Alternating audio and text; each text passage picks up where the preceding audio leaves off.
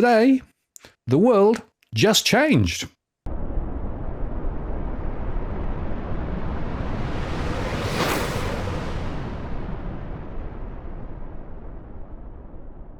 Hello again, it's Martin North from Digital Finance Analytics. Well, latest post covering finance and property news Friday afternoon. And Tarric is back for another chat. Tarric, what a momentous week.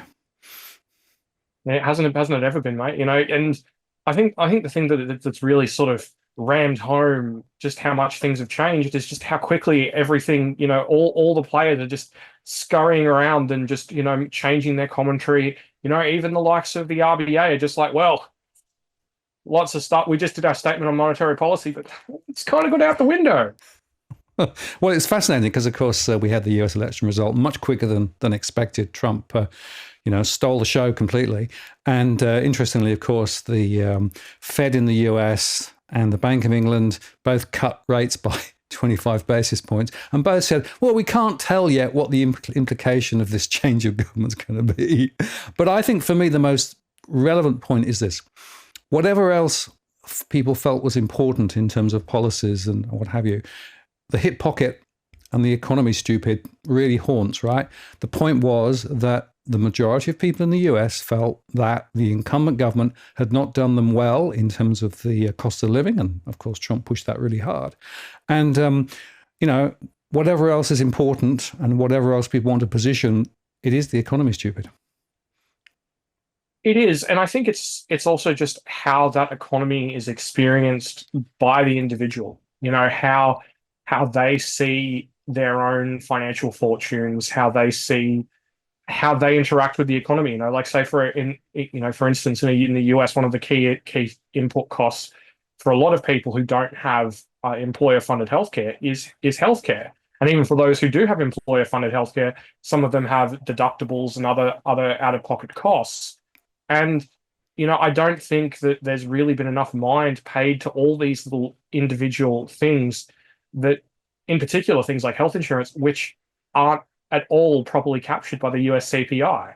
You look at the US CPI and you just go, well, how can that possibly be true? The US insurance component over the last 12 months, I believe, is down or only recently just went into positive territory. And if you ask an average American, hey, is your health insurance cost gone down? They're going to go, what are you talking about? Of course not. Well, that's the point. And of course, the official statistics in Australia are pretty much as bad. The living costs data from the ABS, which came out recently, showed that in fact the true cost of living, even on their methodology, was a lot higher than the inflation rate. And certainly in my surveys, I see a lot of people, wincing under the cost. And it's worth just highlighting again, to state the obvious, even if the inflation rate comes down from a high peak, you've still got much higher plateau of costs than where they were 2 or 3 years ago. And of course, it's the cumulative effect of that over time. Plus, of course, the fact that interest rates are still higher, a lot higher than where they used to be. And most people are still expecting that interest rates will stay higher for longer. And the bond rates, of course, the last 2 or 3 weeks have gone significantly higher too, which again signals that the cost of money is going to be higher. That's going to put more pressure, of course, on government budgets as well, who are borrowing like there's no tomorrow. And so that the whole economic foundation question is fascinating. Now, of course, Trump's saying, well, we'll be able to solve that by tariffs. Observation, tariffs tend to be inflationary.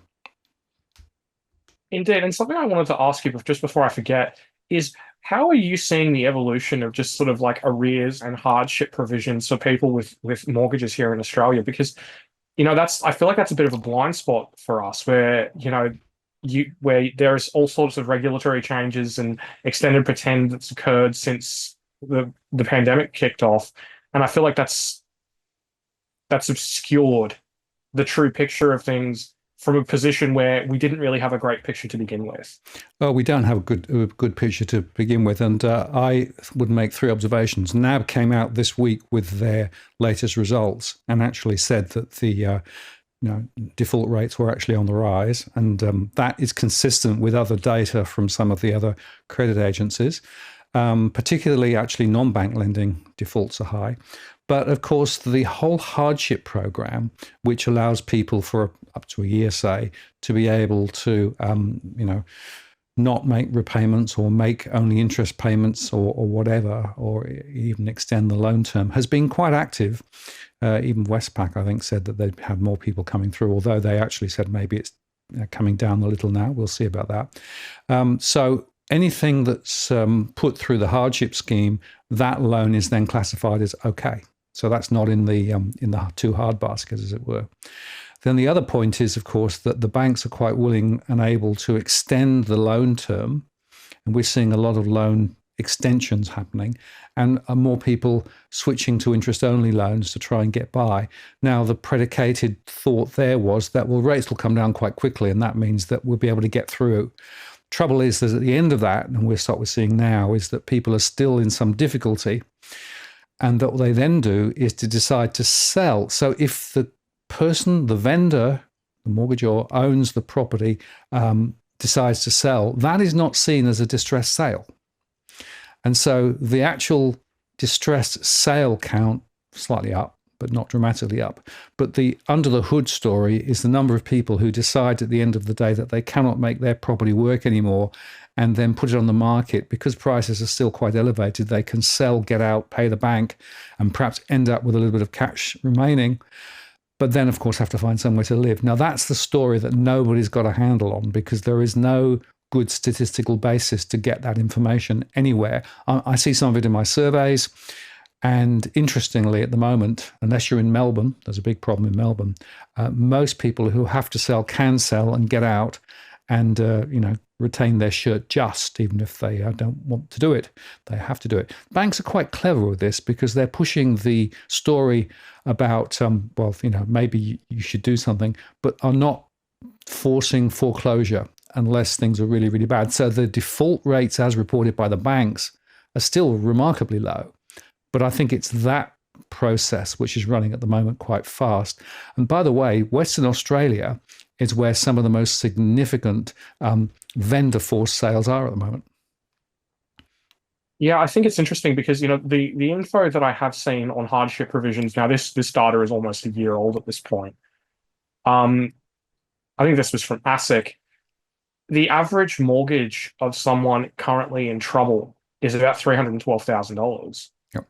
Now, compared with today's average mortgage, it's in a completely different galaxy. And I think it's just worth, sort of underscoring that these people in trouble are generally people who aren't that new to the game. They're people who've been around for a while.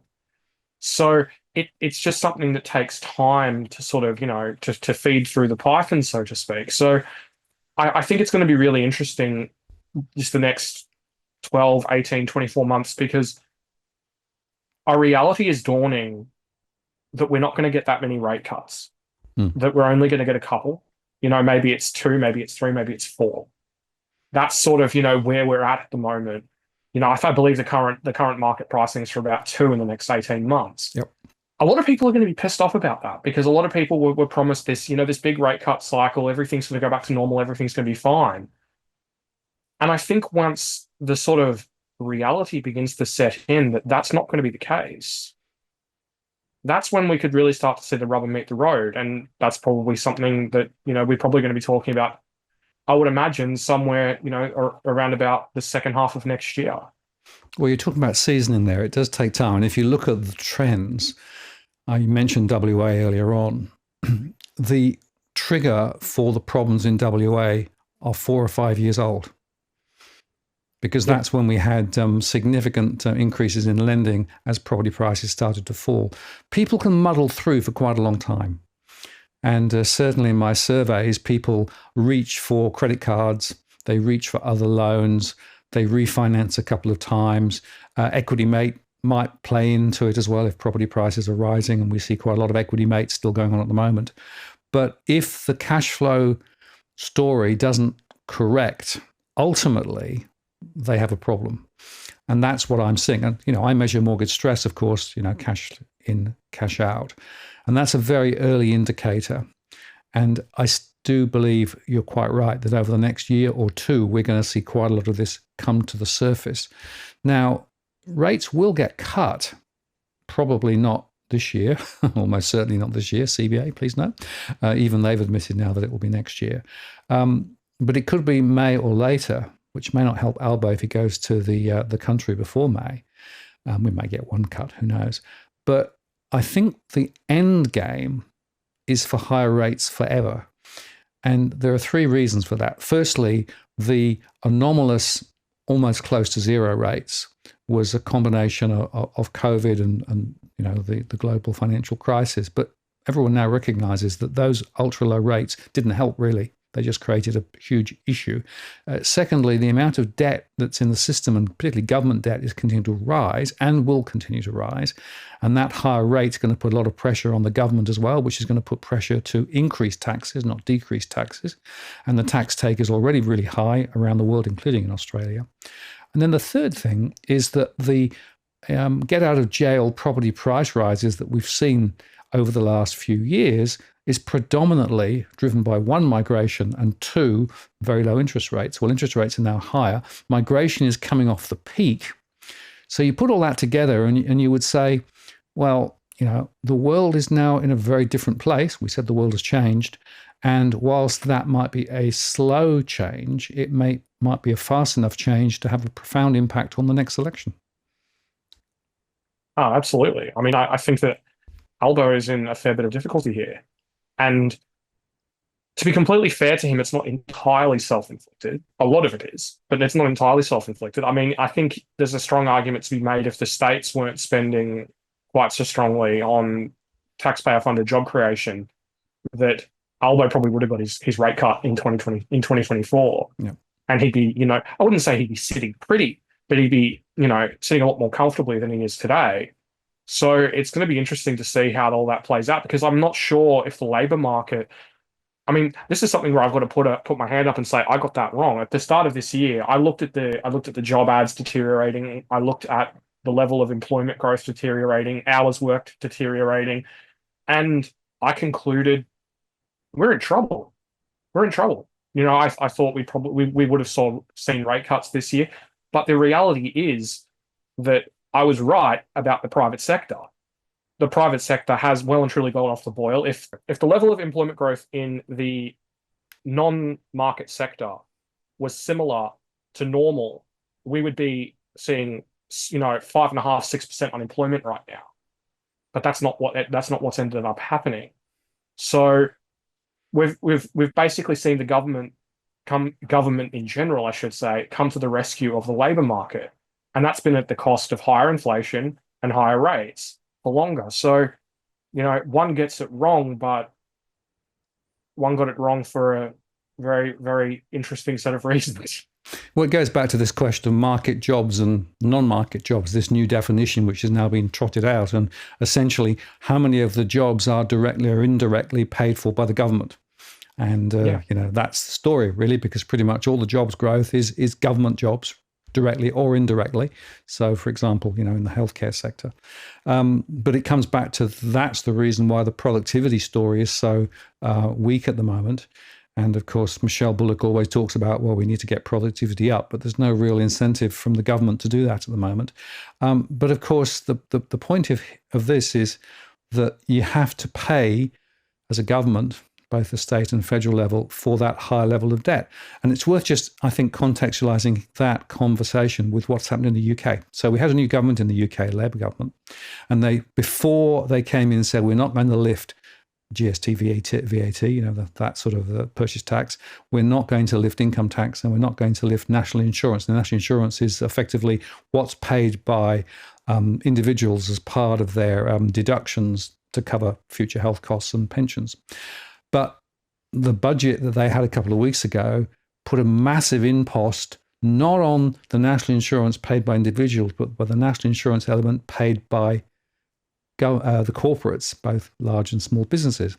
They also slugged a whole lot of additional stuff on the transfer taxes, because there are death duties effectively in the UK. So over a certain level, you have to pay so much to the government, up to 40% in some cases.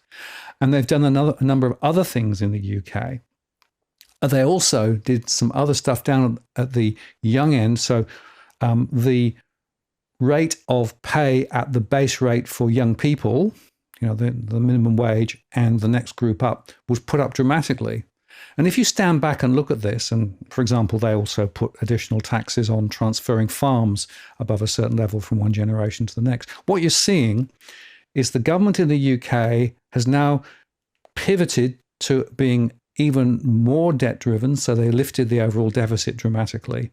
But very interestingly, they've now started to focus on the asset pools that current people have and are raiding those asset pools and inserting themselves effectively from one generation to another generation, because that is actually the only source of available funding right now. I think there's an object lesson there for the Australian story, because we're seeing, and I think we will see, similar things in Australia.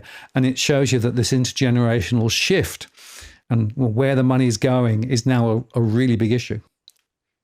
100%. 100%. I mean, we've already seen here in Australia the increase in the cost of aged care for people with the assets to pay for it. So I think that's only the beginning. You know, the retirement and aged care costs of the boomer generation are going to be enormous. They're going to be huge. And people say, oh, well, migration will pay for that. Oh my, no. No, it won't. It's not going to get close. It's not going to get. I mean, we can't even build enough. We don't even have the money to build enough infrastructure to keep up with the migration, let alone for that money to then flow off to fund all the various pensions and aged care and healthcare for, you know, the older generations. And of course, I mean, they're going to look at things like super and they're going to go, ooh, are we going to use this to force super funds to buy government bonds, to buy them at yields that are extremely unattractive? But, well, we can make them do it, and they're going to have to just, you know, deal with it. Or are we going to see the assets of older generations further raided by, you know, them saying, well, your house is worth $3 million, so you're going to have to pay X number more in aged care costs. And you know, I've heard from quite a few people, from people who've had their parents in aged care over a prolonged period. And in a lot of cases, if you're talking about people with, you know, 3 or 4 brothers and sisters, a lot of the time there's nothing left. This whole idea of, oh, you know, millennials and stuff are going to inherit all this money, you know, and the average. No, not really. It's Toyota Camry. It's closer to Toyota Camry money than it is to life-changing cash. And don't get me wrong, there are some people who will, but that's mostly the wealthy transferring assets and income-producing assets to the wealthy. Mm. Yeah, well, there was an interesting report that showed that the intergenerational wealth shift is already happening, but of course, it's not uniformly spread. As always, we keep saying, you know, there are some people doing quite well, but there are others not. And unfortunately, this is the story that we're going to see more and more of. So higher taxes. I don't see any way taxes will come down. We're going to see these asset pools attracting more and more sharks to try and actually find a way of funding things. And I think that there's only a one-way street here. And look, there's an interesting early indicator, because of course they put the superannuation 3 million above. You know, we'll start charging you on the movement of value in that fund, so unrealized gains effectively. That is a very interesting and very concerning indicator of how government's thinking. It's just throwing whatever they can at the wall and seeing what sticks, because they know that they've got problems. You know, it's all well and good right now, you know, for the Queensland government, the federal government to spend big, to create all these jobs, to give people all these handouts. But the reality is you look at the numbers from Treasury, say the federal Treasury, and it's, in terms of the actual structural state of the budget, it's red ink as far as the eye can see. You know, like decades and decades of red ink. So, you know, they're going to have to come up with the money from somewhere. And I think even you just look at just tax concessions more broadly, eventually they're going to become untenable. You look at superannuation tax concessions, negative gearing, the capital gains tax discount. All these things are going to become untenable as people have to pay more and more and more of their income. And not only that, but you're generally talking about a taxpayer base who, for the most part, has never benefited from all those things. Yet it's going to be their taxes funding the benefits, the healthcare, and everything else for the generations who did. And if someone gets up there on their soapbox and loudly proclaims that Trump style, I think that there could be quite an opportunity there for an opportunistic populist to say, you've got shafted, you've had the ladder pulled up by the previous generation who was in front of you, and now you're the one who has to pay for it, and that's not fair. Mm. And then, indeed, if you look at the Trump story and the Elon Musk, Mr. Efficiency, maybe there is actually going to be some focus on reducing the size of government, because big government we've got in Australia, big government we've got in the UK and across most of Europe at the moment. The question is it productive government? And the true story is that quite often big government just means higher taxes, but no more efficiency and less productivity. No, well, yeah, pretty much. I mean, speaking of government, we should probably get into the slides on the US election. Yeah, let's do it. As usual, everyone, the charts are available at burnouteconomics.com. If you would like to subscribe on a paid or on a free basis, it would be very, very much appreciated. And we'll get straight into it. Now, what we're going to do here is we're going to go through a little bit of a post-mortem on the US election. We're going to look at basically what transpired in terms of the electoral math. And then we're going to look into some of these sort of underlying trends that created those conditions. And then we're going to get into a few reasons as to why that may have resulted. Now, first, this is just the electoral college map for the presidency, and Trump won every swing state, all of them. And that was quite a shock to all the pundits who were predicting this very, very close election, this very much 50-50 sort of close run thing, and it wasn't close run at all. I mean, I think this is one of the first elections I remember looking out the window and saying, "Oh, it's still daylight," and they've already called it. Yes, it was very different from what the polls were saying. And, there was an Iowa poll that people were saying, oh, well, that's telling us something interesting, but very different from what actually came out. Once again, I think there are some big questions about the polls. Of course, they'll say, well, we've always had, plus or minus errors. But of course, in the US, the turnout is difficult to predict because people don't have to vote. And so they have to try and model who turns out and who doesn't turn out. But this is pretty much a clean sweep. And yeah, you're right. It happened very quickly. Yeah, I mean, it's interesting. I think that it just goes to show that pollsters are not so much still disconnected, because there's actually an interesting anecdote. Now, a French analyst discovered back in September that there was a type of poll, and what the poll asks is, who do you think your neighbors will vote for? Not who will you vote for, but who do you think your neighbors will vote for? And he thought, well, this is going to be more accurate, because people will say, oh, well, my neighbor will vote for Trump, even though they won't perhaps admit it themselves. And what he found was this enormous gap. So what he did is he went on one of those betting aggregators, I think it was Polymarket, and bet $30 million on Trump. And he's cleaned up quite handsomely. And I just think it just goes to show that same issue that was present in 2016 is still present today. The sort of shy Trump voter, as they call them, is still a significant force. Yeah, and interestingly, of course, he had quite significant representation from women and from certain other groups that perhaps weren't expected to vote for him. And it comes back to what my theory is: the hip pocket. It's all about the hip pocket ultimately. Yep, and we've got a couple of slides for that later in the show. Great. Now, this one is of the US House. As things currently stand, last time I checked shortly before the show, the Republicans were projected to win 220 seats, which is 2 seats above the 218 seats required for a majority. Now, whether that's going to be especially workable or not remains to be seen.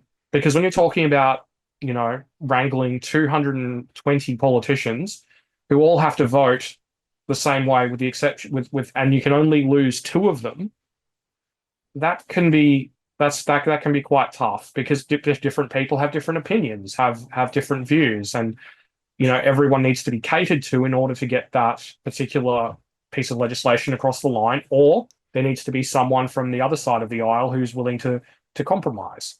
So that's going to be a really interesting one, and I think it's also just worth noting that you're talking about a rather large, sort of, let's not take, parliament. Let's just call it a parliamentary body, and sort of, which is somewhat incorrect, but anyway, you're talking about something that's rather large. Now, it doesn't take much, a couple of special elections, a few scandals, and all of a sudden, it's back to even Steven.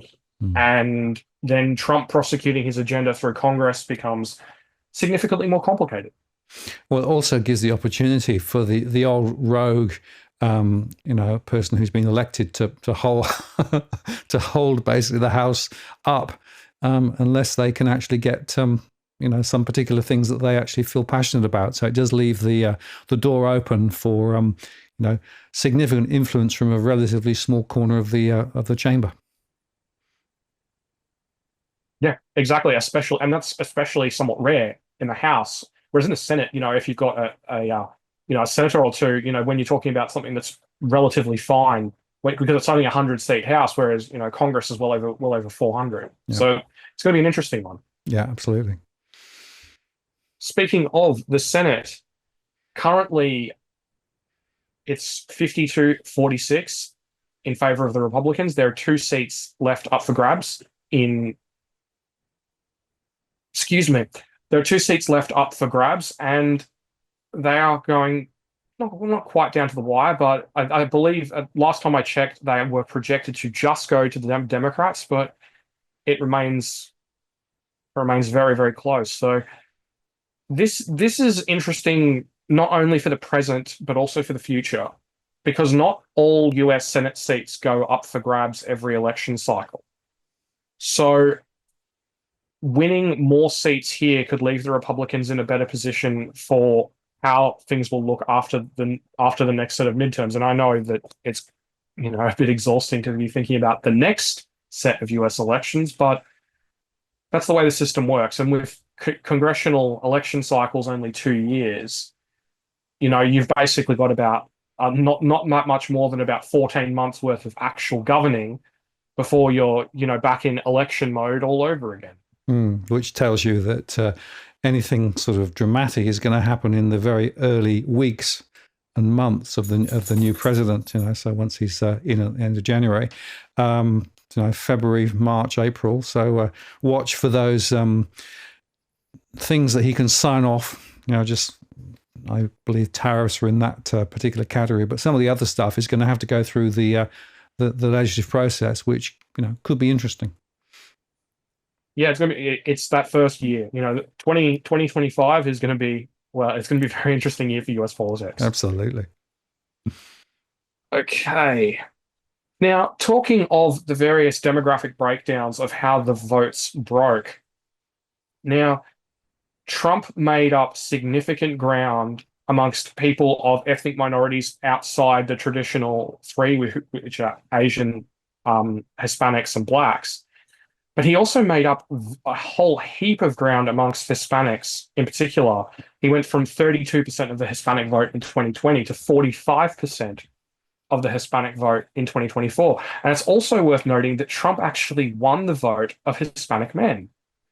I believe it was something like about 54% of Hispanic male voters voted for Trump. Now, while Trump lost ground amongst white voters, that was more than made up for by the ground he gained amongst non-white voters. So it's really quite interesting to see how this sort of coalition of voters has coalesced around Trump, in the sense that, it was very easy to write him off for some in the past, to say, well, he's just for white people. When you look at these numbers, that's very much not the case anymore. And, I think that Democrats have really just misunderstood the issues facing a lot of these minority groups, as I think that they focus too much on them being as part of a minority group and not enough as just being people, just being individual people with individual issues, which are, defined by their station in life and where they may be, where they may live geographically. And I think just on the topic of illegal immigration, just assuming that all Hispanics are going to vote for the Democrats because Trump wants to deport a bunch of people. Well, that was a pretty sort of foolish strategy in hindsight. Well, we knew it was foolish at the time, but foolish in hindsight for them.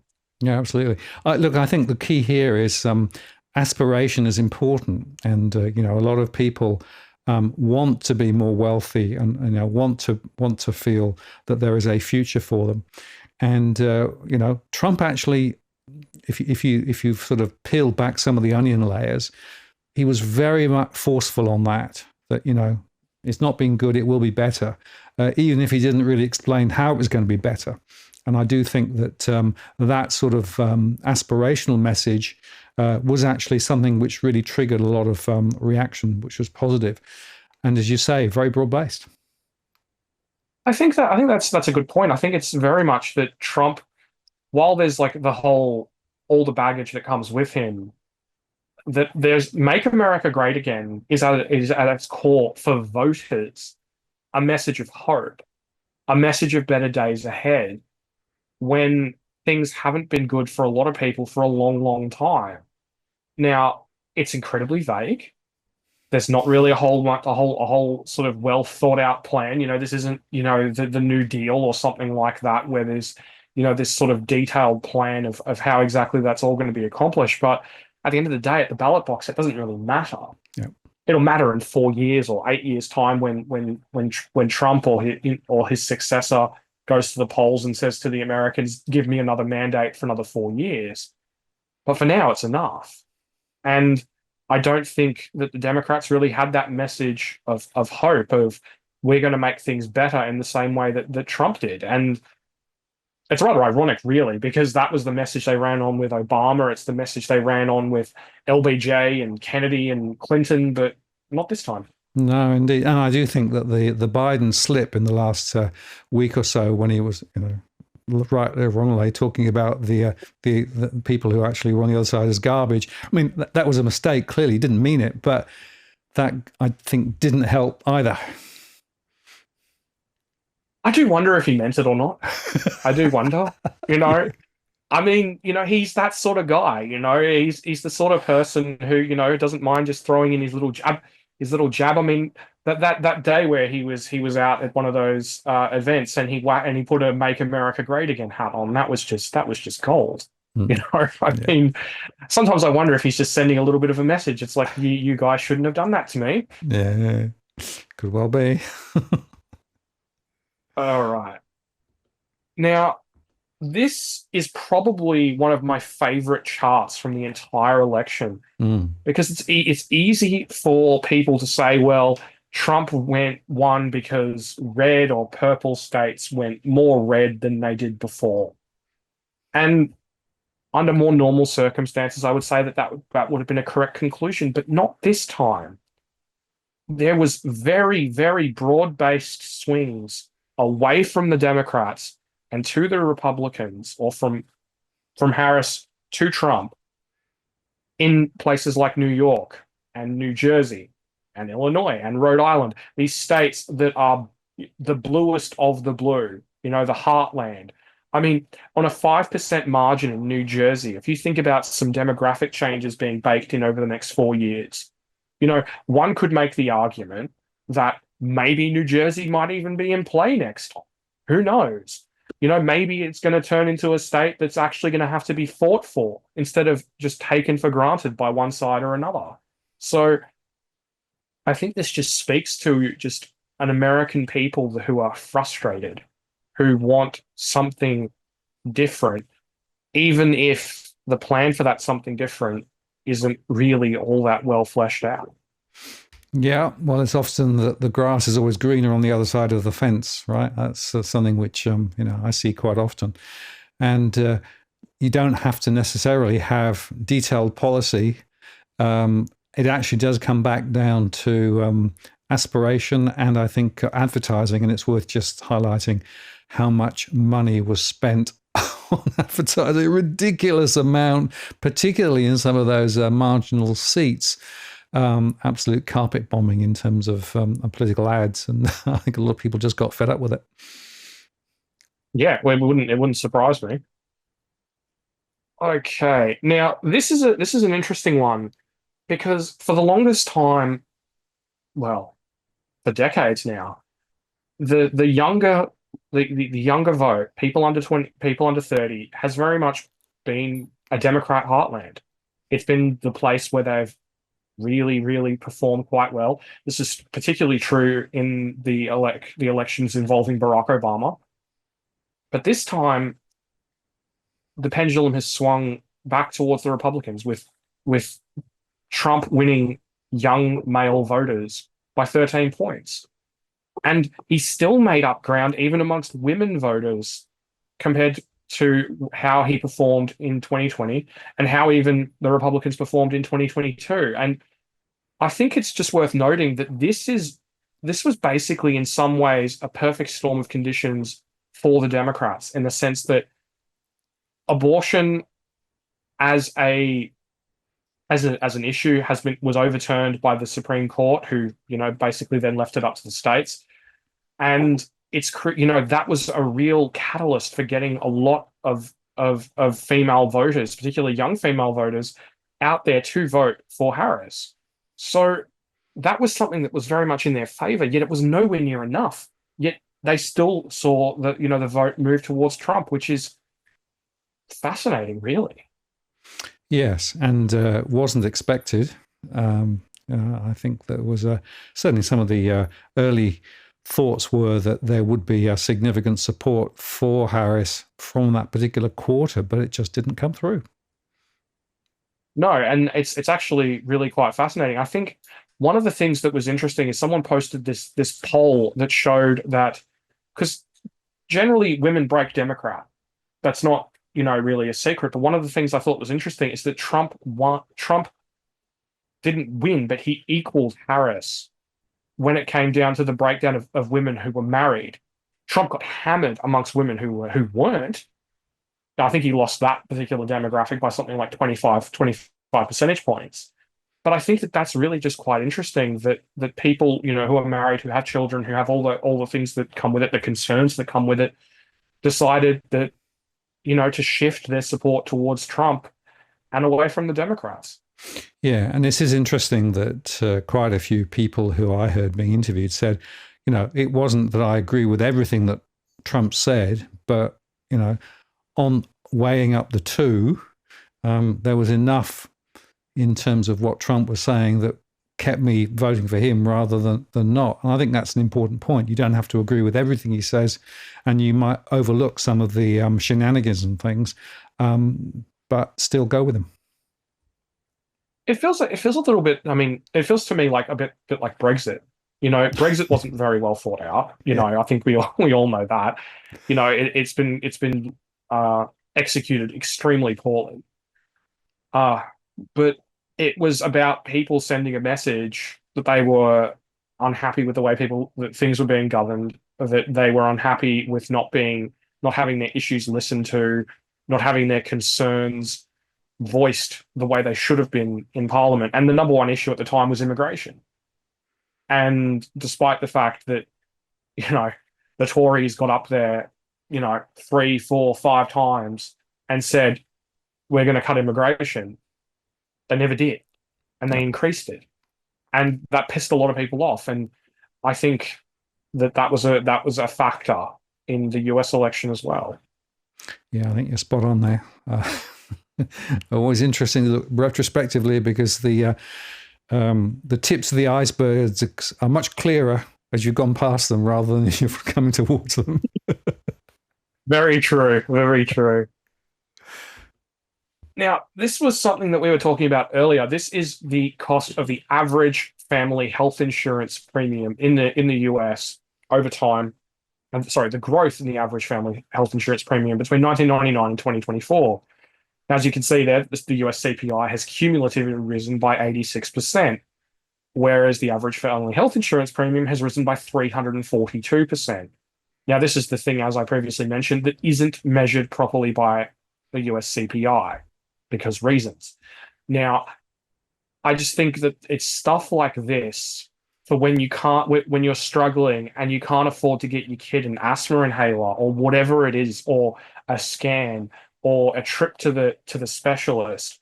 When you can't afford that, you're going to look for answers somewhere else, somewhere outside the traditional political norms.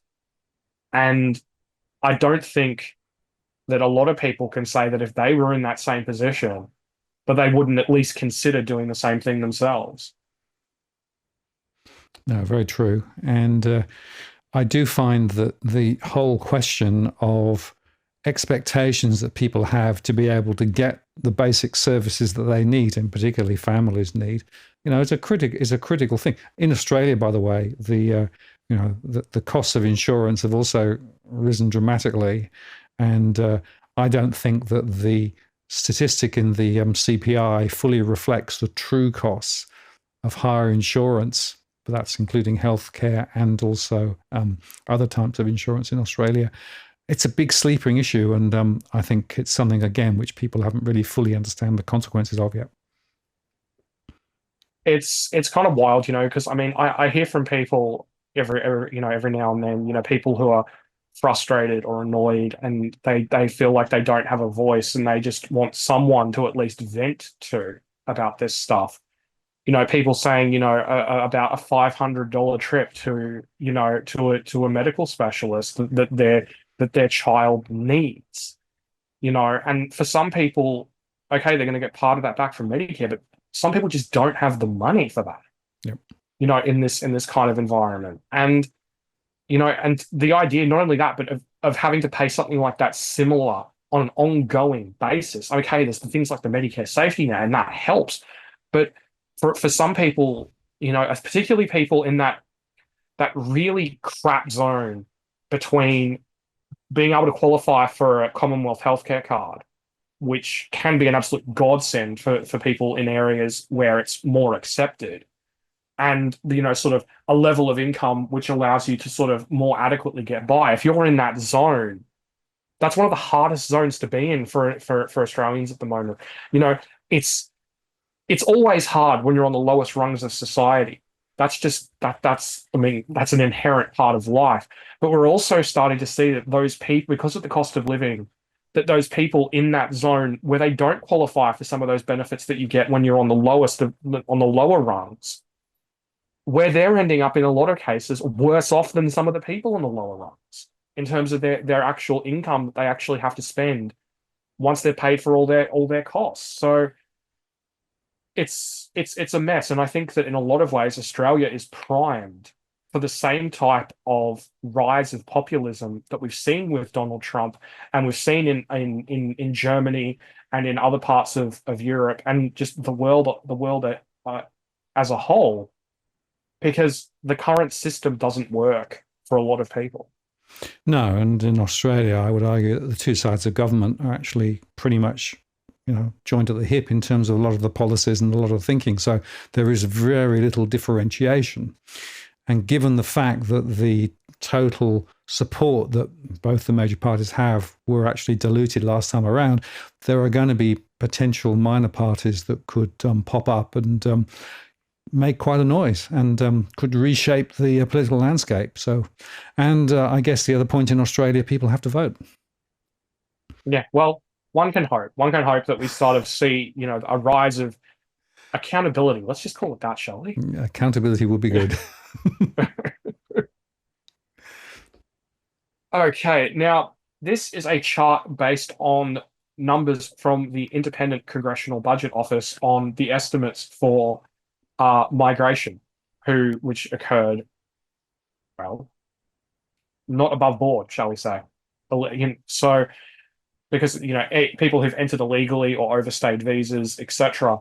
Now, as you can see here, it's enormous under Biden. This has played a significant role in in impacting US wage growth pressures.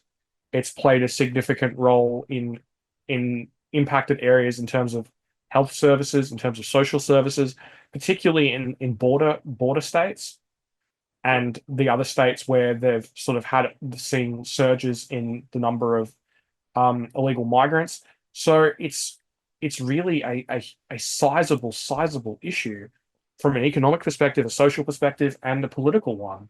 And one wonders if the issue wasn't managed so badly by the Biden administration, if they wouldn't have got, if they perhaps would have been significantly more competitive at the ballot box.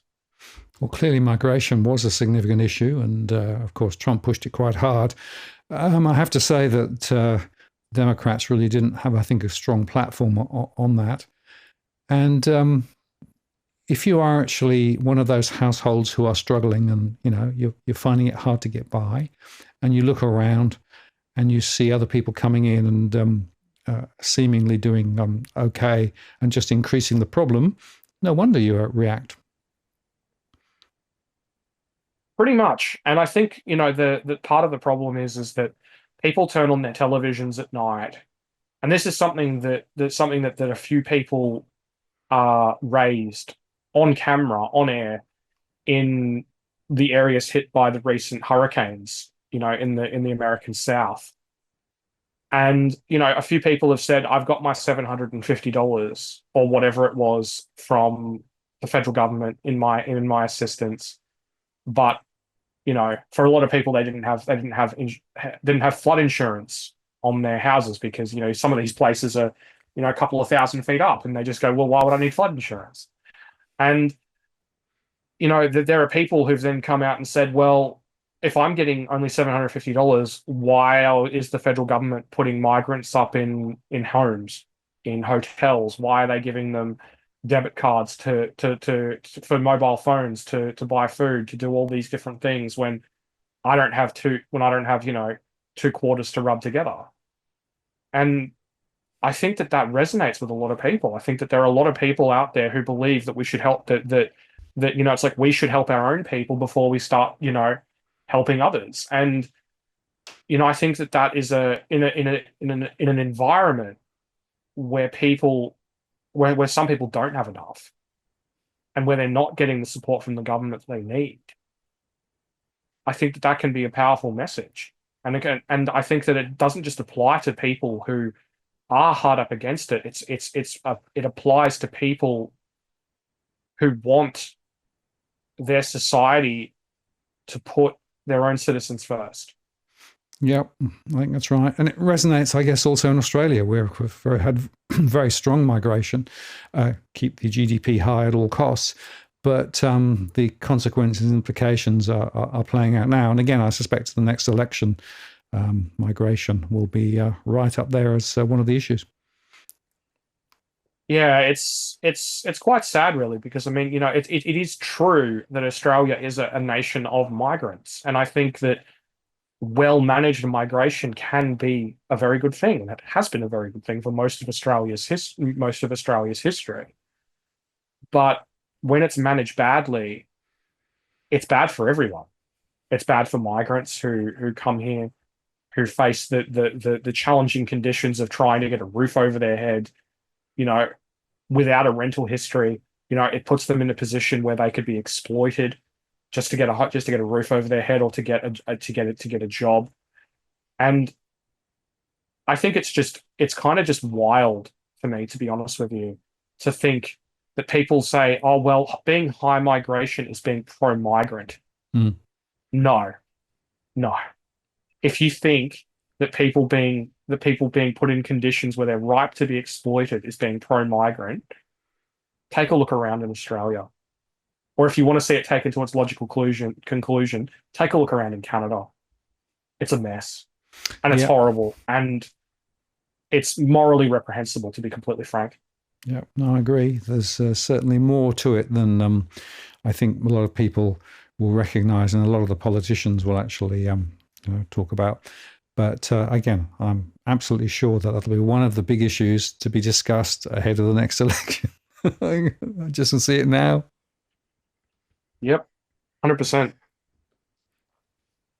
Now, this one is more just included because it's interesting more than anything else.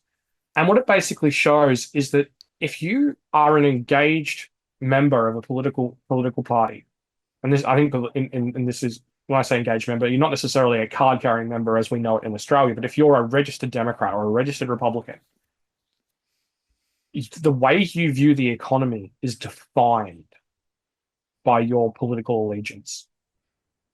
Say, for example, just before Trump was elected in 2016, Democrats thought the economy was great and Republicans thought it was awful. Trump gets elected in short order. Republicans think the economy is great and Democrats think it's deteriorating. And it flips and ebbs and flows like that. And it's just worth noting as well that the RBA has also done research into this, and the exact same thing is present here in Australia. So actually, political persuasion influences the lens through which you see things, and therefore how you actually assess the current state of the economy, and therefore how you feel. It's a fascinating observation.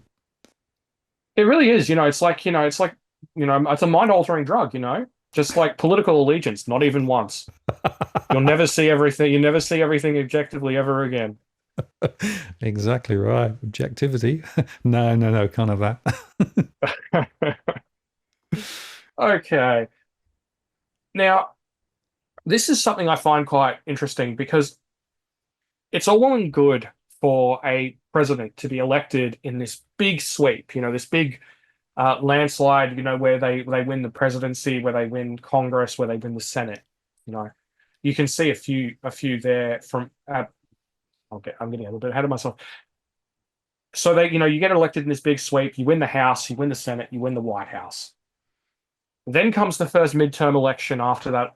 After that election, there, in all likelihood, you will lose seats, and you'll lose a lot of them. I think it's about 20. The average is about 26 House seats on average will be lost in that first midterm election, and 4 Senate seats. It's just the way it works. When you look after Franklin Roosevelt's second election there, he got absolutely hammered, and then hammered again, and then hammered again in the next midterms after that, and then Harry Truman got hammered again. And that's just the way it works. So I think it's just interesting.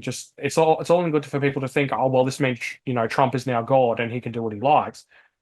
But the reality is that the power that Trump has to be able to put through legislation through a friendly House and Senate is probably only gonna last 2 years unless he bucks the trend.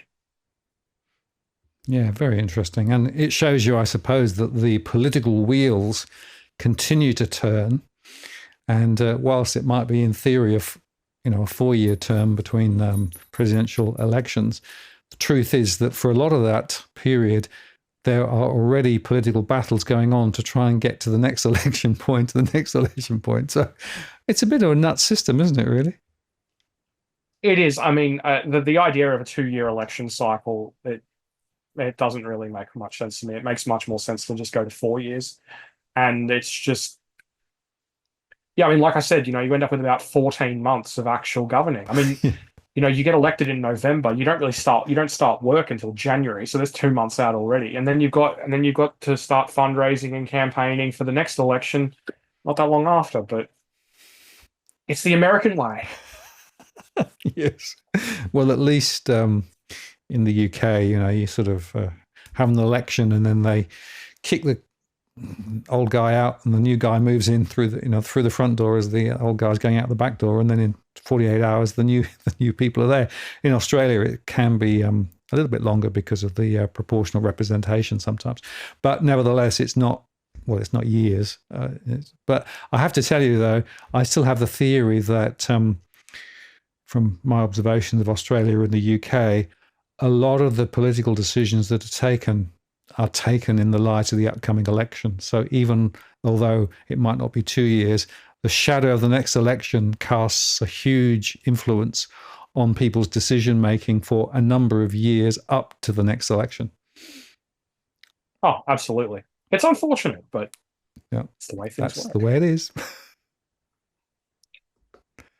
Now, shortly after Trump was elected, I think it was actually the very next day, uh, the RBA assistant governor was, I believe, in front of a parliamentary committee, and he was asked, "What's going to be the impact of Trump's election?" And he basically said, "The expectation is that Trump's election could put upward pressure on interest rates in terms of keeping them higher for longer around the world, and we're not immune to that." Excuse me. And then there's also the tariff side of things as well, which could also put up, which is part of why they see that, sort of upward pressure on rates. Hmm. So it's gonna be interesting. And I do wonder to what degree Albo is going to try and more directly scapegoat Trump if we don't get a rate cut before the next election. That could be interesting. Well, it's clear that, I mean, the bond yields were already rising ahead of the election. It's continued. And interestingly, if you look at the US bond rates now, they're still quite a lot higher than they were after the previous Fed rate cut, which is a bit weird.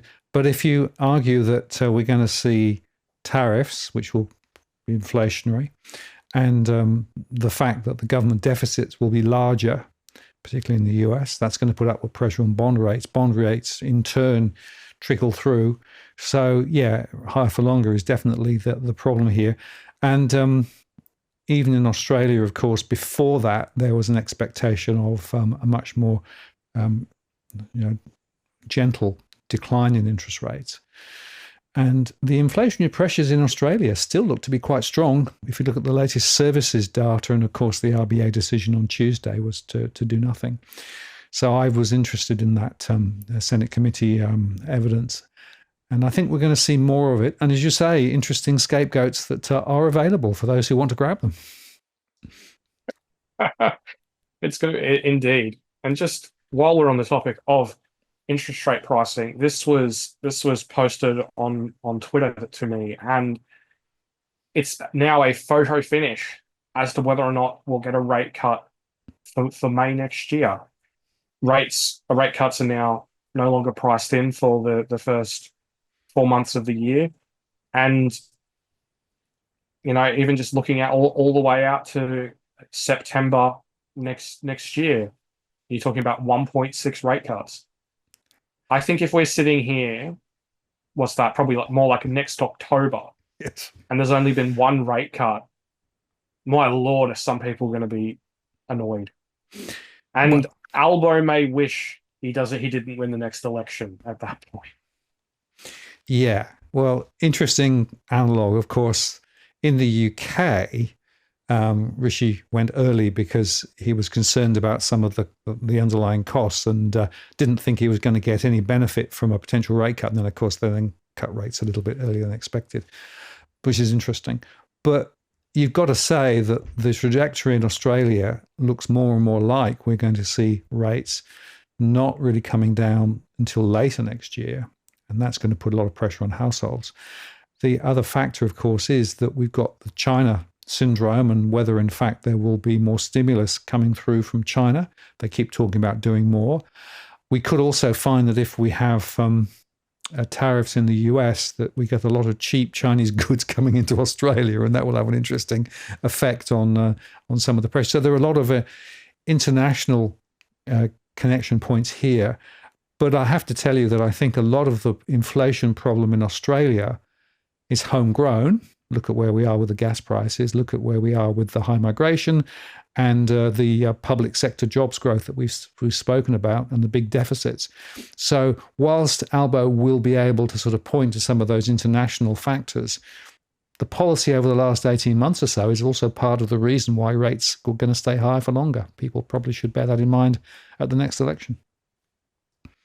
It's going to be very interesting to see how Dutton frames that come election time, because at the end of the day, I pretty much see Dutton pursuing most of the policies that have been damaging for Albanese to at least some degree. So you can't really turn around and say you want to take the you want to hack and slash, say the migration target or whatever, and then turn around and just go, well, whoops, 250, well, whoops, 300,000, well, whoops, pick a number. Yeah. So that raises some really interesting questions, because if we do see this huge reduction in migration that people are talking about, to 160,000, which, believe it or not, is still going to be too high to sort of meaningfully address the rental crisis and the imbalance between housing supply and demand, basically any time within the next decade, is still going to be too high unless we start building significantly more houses. You're going to have a problem. So Dutton's got some interesting options there. I think he's got a sort of a pathway to a shot at election, probably next, but not this upcoming election, but the one after it. But it's going to be interesting. I mean, I say that as things currently stand today, that Albo should win the next election as a minority government. But he's got another 6 months to still screw things up, and that's quite a long time in politics. Yeah, well, we've got nobody under 16 can access social media. We've got the misinformation, disinformation bill, just to quote you a couple of things that are there bubbling up. And I have to tell you that if those are the issues that Albo thinks are the most critical ones for Australians, I think that's a really interesting observation as to the gap between real people's lived experience and what politicians think are important. And I just remind everybody that what happened in the US was that it was the hip pocket. It was the economy stupid that actually won the election for Trump.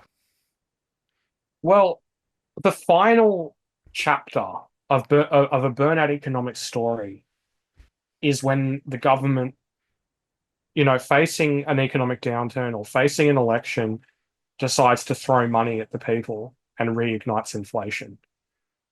Now, I think that with Trump's election and with that structurally pushing up inflationary pressures and bond yields, that just got a lot more likely. And I think that if Albo feels like he's in a very vulnerable position politically at the next election, that he may turn to the money printer and he's already turned to the money printer in terms of throwing, billions at households through the electricity subsidies, through, outside Commonwealth rent assistance increases, etc. So what's another 10, 20, 30, 40 billion dollars between a prime minister and an electorate? It's if he needs to spend big to win, I think that's the path that he's probably going to take. Well, it's only taxpayers' money, Who's going to notice? Well, I think the thing is that a lot of these policies are they're stupid, and you and I may think they're stupid, and the viewers may think they're stupid, but we're not the full encompassing of the entire electorate, and most people think that they're great. So, like even if you take something like like the electricity subsidies, I think that's like 2/3 of people think that they're fantastic. You look at things like first home buyer grants, 2/3, 55, 60, 65% of people think they're a great idea, even though they're a horrible idea. So I think that's what you sort of need to really keep in mind. That's something that I very much try to keep in mind. Of, you are not an average voter. You do not see things like an average voter. So sort of try to look at things through a lens of a normal person, not someone who consumes inordinate amounts of political news and reports and all the related paraphernalia. Yeah, you're saying we're a bit of an outlier. Yeah, I think that's probably true. Yeah. Yeah, maybe sometimes I think to myself, maybe I should just go and be a hermit and not do any more of this stuff, because the more I look at it, the more I think how stupid everything is. And the two sides of government, they're on the same, there's two wings on the same bird. And I think so much stupidity going on. And you look at the rising debt levels and all those things. But a lot of people are just trying to get by on the normal day. And if the government offers them a bit of money, they're going to say thank you very much and just carry on. Yeah, I think the thing is that it's somewhat easy for people like you and I who do the homework, who do the what is basically gets to the point of almost academic level research into this stuff, to say, well, this is X, Y, and Z. This is why things are broken. This is how things are broken. Like this is what household consumer spending looks like in terms of the actual growth compared with 20 years ago. Yeah. In real terms, and things are absolutely broken. But if you try and talk to a normal person about that, they're not. I mean, they're going to understand it if you present it in such a way that it's approachable. But they're not going to go out and do that research on their own. It's all very much abstract. It's all very, and not only that, but it's also a case of the boiling frog. You know, while you and I can go, well, this is what things were like 20 years ago. Most people are going to be like, crap, that was an entire generation ago. How am I supposed to quantify that through a lens that's in any way comparable with today? Which is, I think, part of the reason why I get so many people who are a bit older getting angry with what I'm saying, even though the data supports it. But Yes, right. It was bad. It was bad then, but it's even worse now.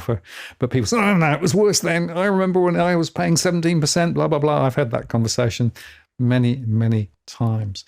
Well, Tarric, I guess we've come to the end of the conversation here. But I think to sum it up, the world has changed dramatically. The US election, I think, gives us some very important clues to what may be happening in Australia over the next few months in terms of the political shenanigans up to the election here. But I would also highlight the fact that it is the hip pocket. It is actually the ordinary person and how they feel about things, particularly financially and economically, which will be right at the heart of everything that's going on. And I've also got the observation that some of the other stuff that politicians seem to think are important are much less important than that fundamental question of the economy and migration. So, to my mind, they're going to be the issues. Yep, and I think to just take a moment to sum up, I think it comes down to a voice for the people, which talks to the politicians and tells them what our grievances are and the challenges we face, and that's a voice that they should listen to, but they don't. Well, no, they prefer to turn it off. They prefer to only allow the mainstream media and the academics and politicians to have a voice on social media. Some of the other stuff that we're doing could be regarded as something we shouldn't be doing under the proposed mad bill. So, interesting. Anyway, we'll continue to do our analysis and, highlight the fact that our analysis is based on good analysis and data, which is a good place to start. But some of the consequences and implications are not necessarily what politicians want to hear. No, and we're going to keep it up. We certainly will. Tarric, thank you so much. Great conversation. I'll look forward to the next one as soon as we can do it. Looking forward to it too, mate. Bye. Cheers.